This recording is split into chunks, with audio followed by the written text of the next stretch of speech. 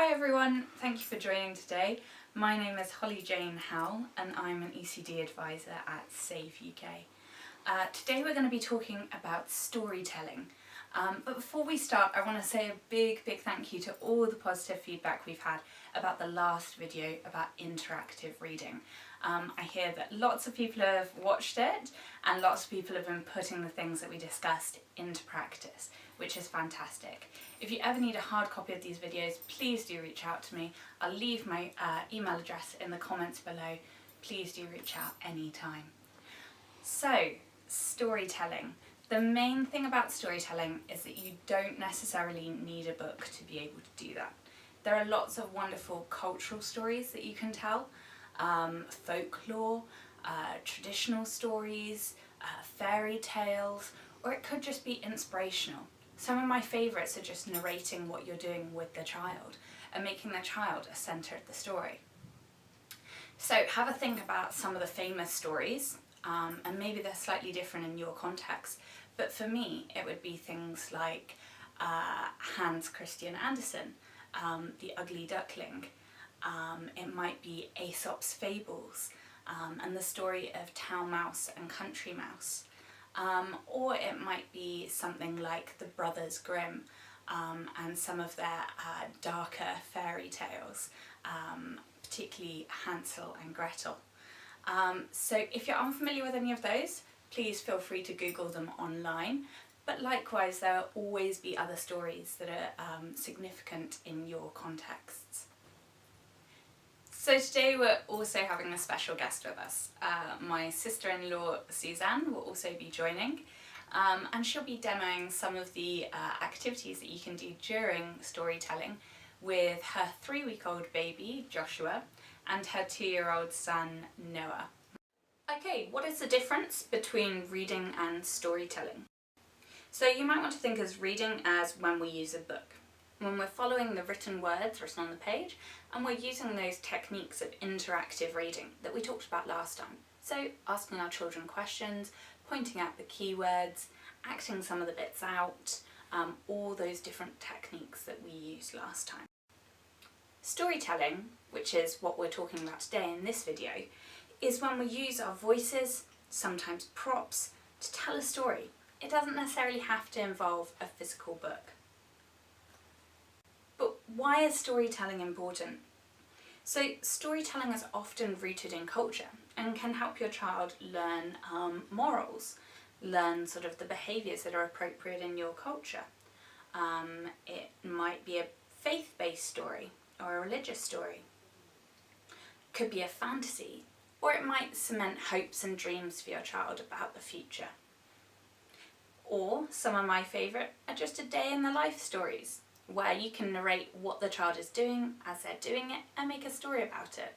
So maybe you're just on a walk to the market, but you could turn that into a story.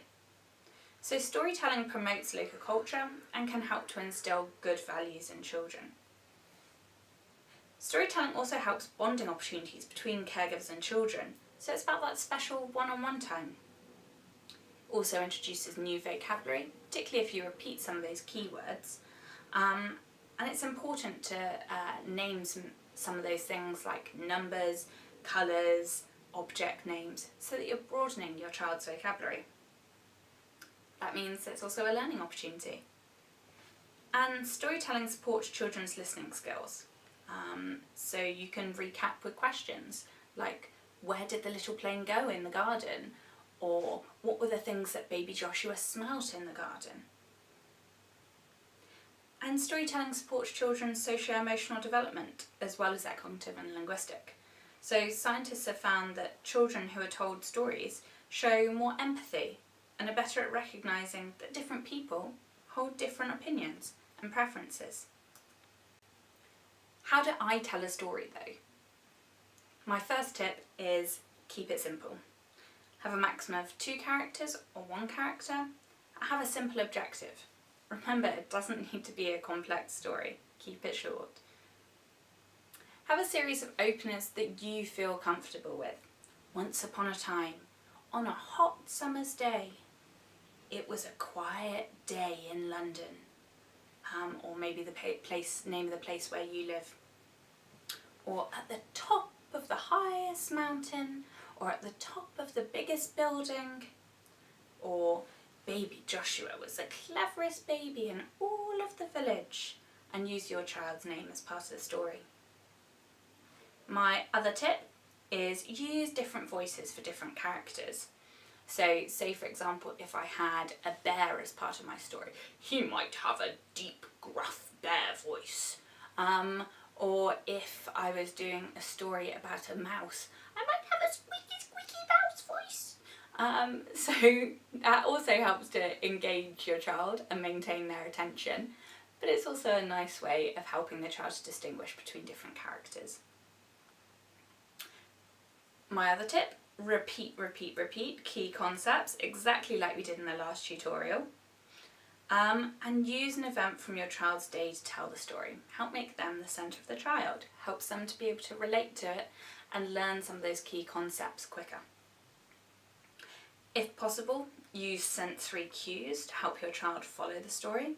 So you can point to different objects, ask them to touch, smell, point to, look at different things. Or if you're in your kitchen, you could even taste different things. And you might even want to help the child act it out, or act it out with props, maybe your child's favourite toy, or a sibling can act it out, anything so that the child gets to learn those key concepts quickly. And if your child is old enough, you can also ask them to come up with ideas for the story as well. So, how do I tell a story? If you're really unsure, you can always use this format. Once upon a time there was a, fill in the blank. So maybe that's once upon a time there was a student, there was a little boy, there was a mummy, there was a daddy, whatever it might be. Who lived in a, fill in the blank. Castle, a tent. Who lived in the desert. Who lived in where else could they live? On a boat. Who flew a plane. Whatever it is. Every day they, and then an action, did something. Say went fishing. They told a story. They went shopping. They sold their vegetables at the market. Whatever it might be. And everyone was happy. And so on. So you can always use this sort of format if you're really unsure about how to tell a story, and just fill in those blanks. You can also select one or two characters. They could be talking objects, like a talking carrot, or a talking dog, or maybe it's two brothers, whatever it might be. Be creative. And pick a plot. Who does what, why do they do it, and where do they go? And conclude. Is there a happy ending? What did the character achieve or discover? How did they feel at the end? Talking of positive messages, try to also think about gender in your story. Try to remember that we don't want to perpetuate or reinforce negative gender roles in our stories. Both little boys and little girls can be heroes. They can be decision makers, role models, they can be clever. Girls aren't just princesses and boys aren't just princes. Empower your little ones is the key message. So when creating a story, think about words that aren't gender specific. So instead of policeman, you might want to say police officer. You might want to have men and women as role models, doing a range of jobs. So you might have a male teacher, a male nurse, a female scientist, a female police officer. Have men and women share roles in the household. So men also do childcare very well, and men also do cleaning and cooking. And women also go out and have a job. And make sure that both male and female characters make decisions and go on adventures. And you can also alternate stories that have both male and female characters. Okay, the next slide is about how can I involve my child in storytelling. So asking questions is a great way to involve your child. Also acting out parts of the story together, and asking the child to take over. What happens next? You could also ask your child to draw a picture before starting the storytelling exercise and ask them to use their words to explain the picture to you. In that picture they might have drawn a lorry, or they might have drawn a house or a person. It might look like a scribble to you, but often if you ask your child to explain it, there'll be a good backstory that they've created behind it. And if you struggle to get inspiration for stories, you can also take inspiration from pictures. So these pictures might be in leaflets, community posters. Pick a picture and see if they give you some inspiration. We're now going to show you 2 examples of Joshua, our 3-week-old baby, and Noah, our 2-year-old. In the following clips you'll hear me tell a story. Every now and again I'll pause so that you can watch Annie do a demonstration with either Joshua or Noah about how to involve children in the storytelling process. Remember though, that when you're doing this, you will need to both tell the story and make time for the child to be involved. So remember that you'll be doing both the part that I'm doing and the part that Annie's demonstrating.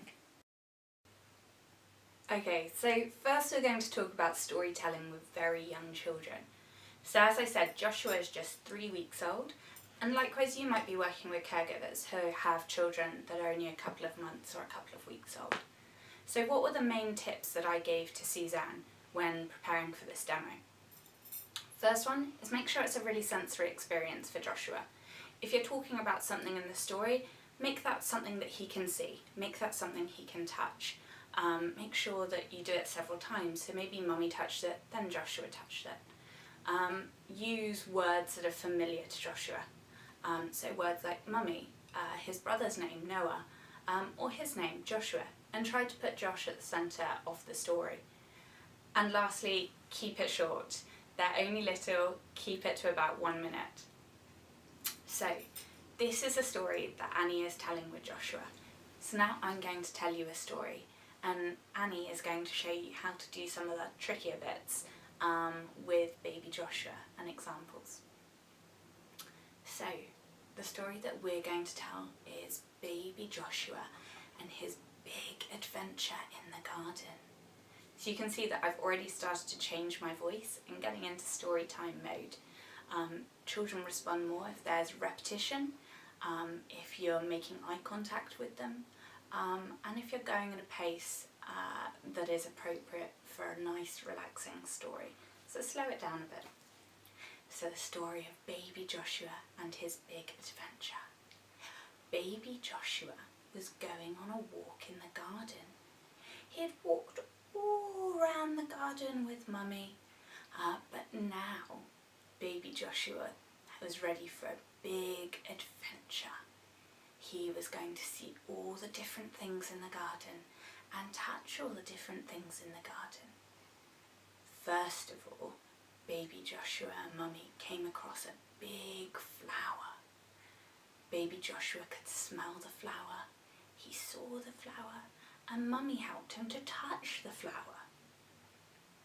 I'll show you a clip of Annie doing something similar.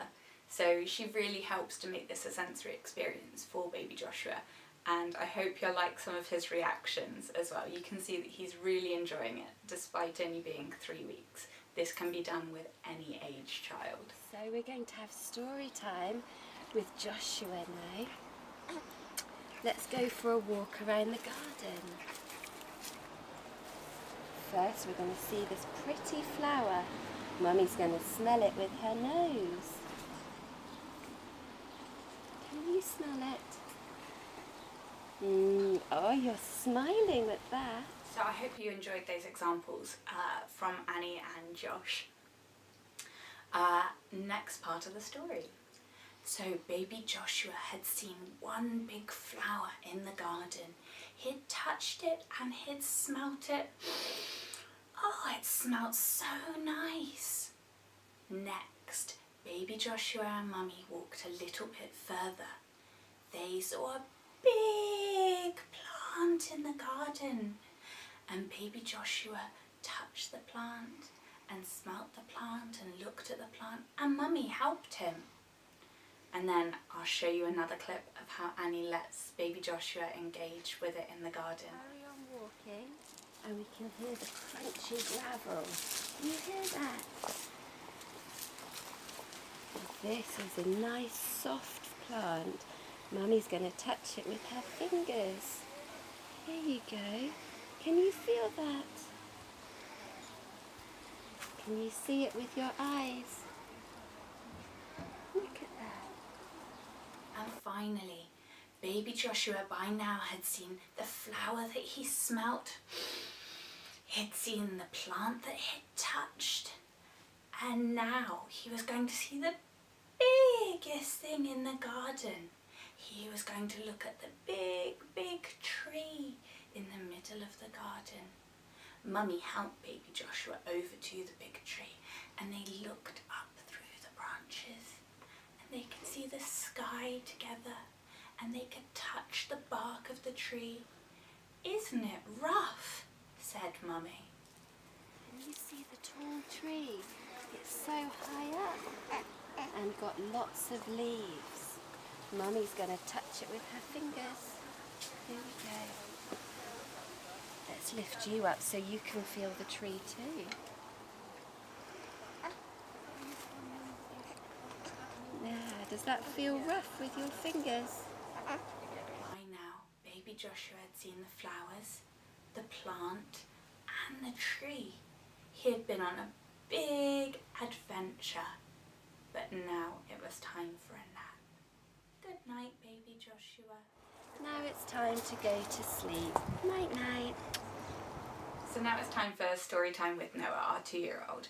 You will notice that Annie maintains her calm at all points. 2-year-olds can be unpredictable, so if that happens, your story doesn't have to go the way that's planned. Just let it be kid-led and let Noah decide what he wants to do.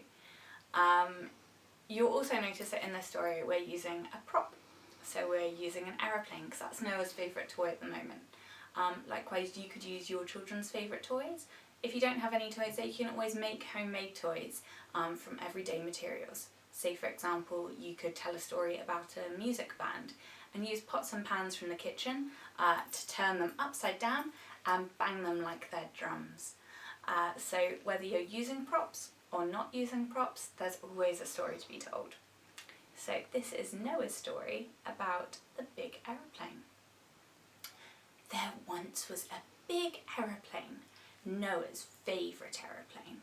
It was the best aeroplane of all the aeroplanes, and that was because it was a very fast aeroplane. It could go super fast up high, and it could go super fast down low. It went zoom, zoom, zoom all through the skies.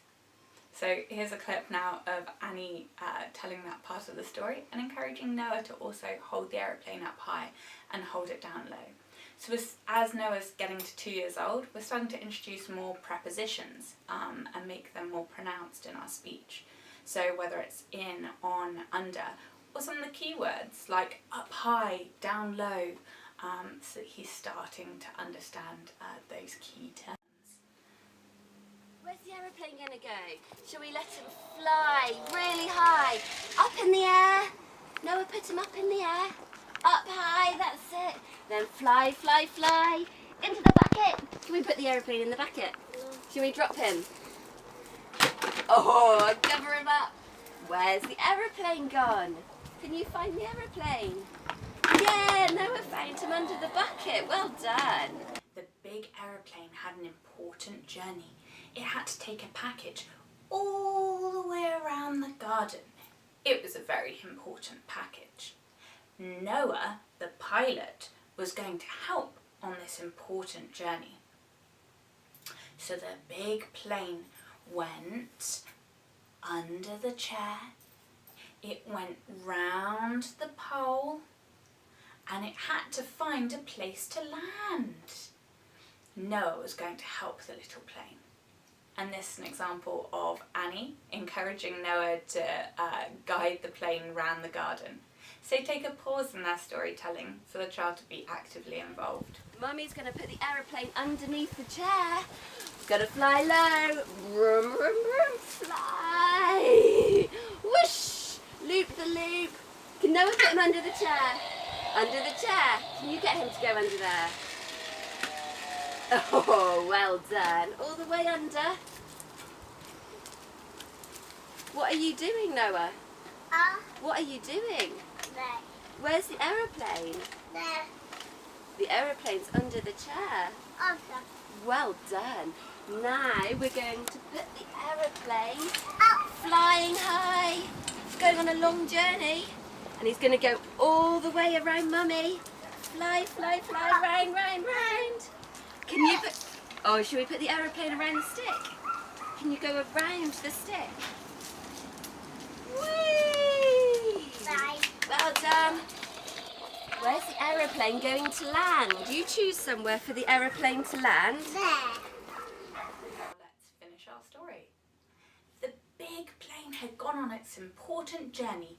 It had delivered that package, thanks to the help of pilot Noah.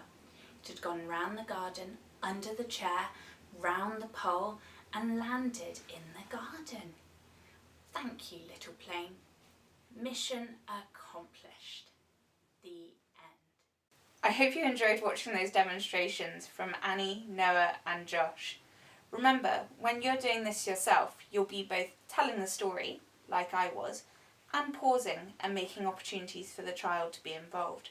So remember, you're doing both parts. Both the parts that Annie did and I did. Thank you so much for watching this tutorial on storytelling. I hope you've enjoyed it. If you have any comments or feedback, please do get in touch. My email address is below in the comment bar. I hope you've enjoyed watching. See you next time.